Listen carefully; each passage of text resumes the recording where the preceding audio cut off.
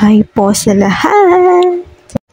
Hello everyone! Isang magandang araw! Welcome po muli sa aking daily life vlog. Uy, kumusta ang araw mo? Ako, ganito pa rin.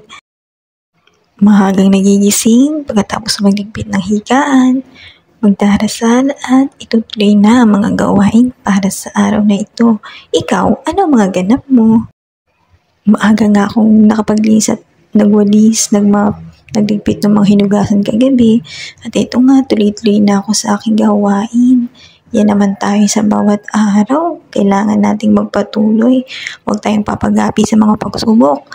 Dahil lahat naman na yan ay lumilipas din at nagbabago ang mga sitwasyon. Di nga pala ako nakapaglinis kahapon nitong mga fan, iba schedule ko at namalengke nga ako. Lutang nga ako kahapon eh. Kumusta naman yun? At yan na nga. Bali, 4 nga pala yan. 3 lang ang nakunan ko ng video. At ito nga, linis ng tingnan. Nalinis ko na yung stove namin dito. Makatapos niya, nilabang ko na yung mga basang nagamit kong pamunas ng paligid. Pamunas na rin yan ng mga electric fan.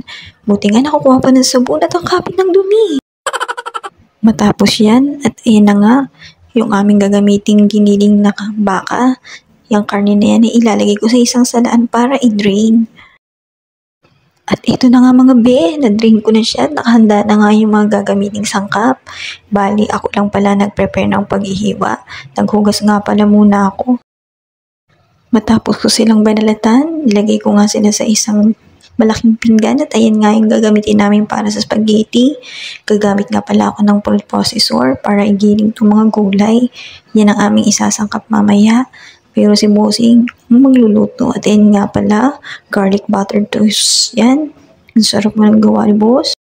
Iba talaga pag bagong luto. It's so crunchy and tasty pa. At ito nga muli, sulyaban natin yung mga ilalangkap namin para mamaya sa gagawing pasta or spaghetti. Ako na lang ang maglalaga ng pasta niya. Tinabad nga akong magtimpla, dayan muna ang kape ko. At ito nga yung spaghetti na naluto. Yan ang aming pananghalian at hapunan. Samahan na rin natin ng konting product review. Ito nga pala, bagong discovery ko. Wala kong popular na to sa shopping app. Ang ganda niya sa buhok. Na-try ko na kagabi lang. Pampatanggal ng dandruff. At kay dami ko nga stress sa buhay. Subukan niyo na. Mayambot siya sa buhok. Napakagandang produkto at mura pa. Natapos na nga ating mga kaganapan sa buhay dito sa bahay. At yan nga, mga kutkutin ko later habang nanonood ako ng K-dramas. Pampalipas ng oras para iwas din sa mga pag-iisip. Ito, natry nyo na din ba itong mga candies na to? Ang sarap nito, grabe.